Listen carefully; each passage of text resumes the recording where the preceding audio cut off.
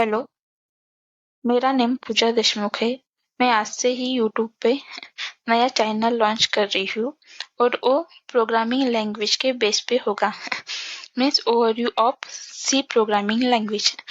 अभी मैं सी programming language का पढ़ाऊंगी, फिर मैं सी प्लस प्लस, फिर मैं जावा।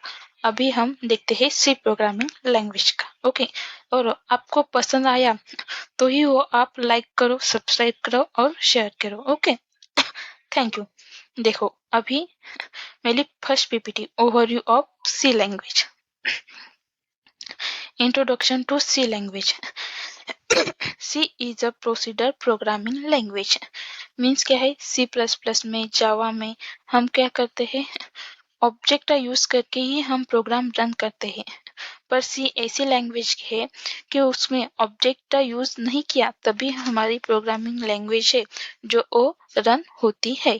Okay, second point, it was initially developed by Dennis Riches between 1969 and 1973. Okay, किसने डेवलप की? डेनिस रिचेस ने। और कितने ईयर लगे? 4 ईयर। ओके, जो डेनिस रिचेस पीएचडी कर रहे थे तभी उन्होंने सी प्रोग्रामिंग का लॉन्च किया था, सी प्रोग्रामिंग लैंग्वेज लॉन्च की थी। Okay, third point, C has now become a widely used professional language for a various reason. C language he professional language क्यों बनी और क्यों इतना यूज किया हमने उसका? क्योंकि जो पहले जो लैंग्वेज थी वो सिंगल पर्पज से काम कर रही थी, और जो सी लैंग्वेज है वो हम जनरल पर्पज पे, मल्टीपल पर्पज पे ही काम करते, इसलिए यूजर जो है वो बहुत सी प्रोग्रामिंग लैंग्वेज का यूज करते थे। ओके, और अदर भी रीजन है उसके। Easy to learn, means learn करने के लिए स्टूडेंट को बहुत इजी है। Structure language, structure language means hash include studio dot H integer main function. ऐसे हम स्ट्रक्चर लिखते हैं तो स्ट्रक्चर राइट करते हैं और फिर प्रोग्राम रन करते हैं। ओके, इसलिए उसको क्या बोला है? Structural language. Okay, it produce efficient programme.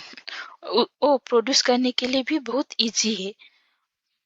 4 point, it can be compile on a variety of a computer platform. Means क्या है, जो सी प्रोग्रामिंग का प्रोजेक्ट बनाते हैं तो अदर कंपोनेंट का यूज नहीं करते हैं। हमें क्या वो होता है, हम कंप्यूटर पे राइट करते हैं, प्रोग्राम राइट करते हैं, फिर कंपाइल भी करते हैं और रन भी कंप्यूटर पे करते हैं, इसलिए उसको क्या बोला है? It can be compile on a variety of a computer platform. Okay, कुछ समझ में नहीं आया तो कमेंट में बताओ। Okay, tell me. Second point देखो, basic structure of a C programming. Structure of C program. Header, first line को हमने क्या बोला है? हेडर। हेडर नहीं पर हेडर फाइल बोलते हैं उसको। Okay, hash include studio dot H. Hash क्या है? Pre processor.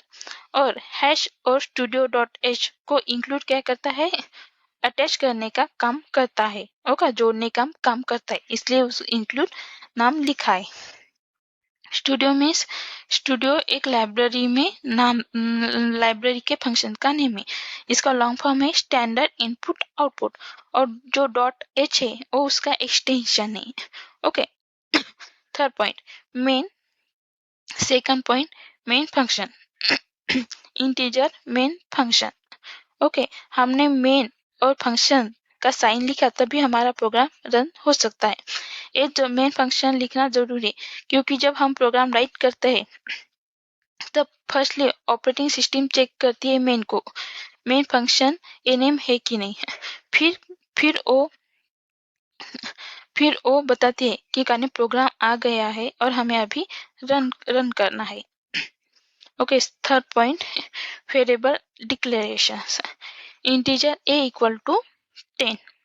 Integer A syntax है डेटा टाइप का। Integer means data type, A means variable name, equal to assign the value. Okay, variable हम declare ऐसा करते हैं, int equal to 10 means, int means integer value store करता है, a short form में int। Integer value store करता है।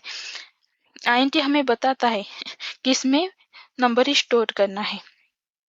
INT A equal to 10 यानी 10 हमने असाइन की value. Body 4 point body प्रिंटअप %d उसके बाद A and bracket complete and semicolon. देखो अभी प्रिंटअप क्या है, प्रिंटअप एक फंक्शन है ओके जो हमें प्रिंट करना है आउटपुट में, वो हम प्रिंटअप में लिखते हैं ओके। अभी ये क्या है %d हमें डबल कोट में ही लिखना पड़ता है।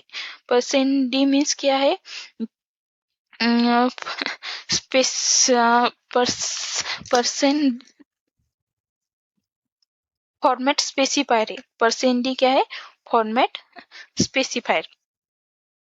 एंड एज में हमने 10 वैल्यू असाइन किया है और हमें लिखना पड़ता है वेरिएबल का नेम, इसलिए हमने ए भी प्रिंटअप में लिखा है। उसके बाद सेमी ब्रैकेट कंप्लीट और सेमीकोलन। सेमीकोलन क्या है, हम जब इंग्लिश लैंग्वेज में फुल स्टॉप लिखते हैं वैसा ही सेमीकोलन प्रोग्रामिंग लैंग्वेज में सेमीकोलन लिखते हैं। रिटर्न हमें रिटर्न कुछ भी नहीं करना, इसलिए हमें रिटर्न 0 लिखा है। इसमें इसके जगह गेट लिखा GETCH और ब्रैकेट तभी चलेगा और सेमीकोलन और उसके बाद ब्रैकेट कर्ली ब्रैकेट क्लोज। इतना समझ में आया तो लाइक करो, सब्सक्राइब करो। Thank you.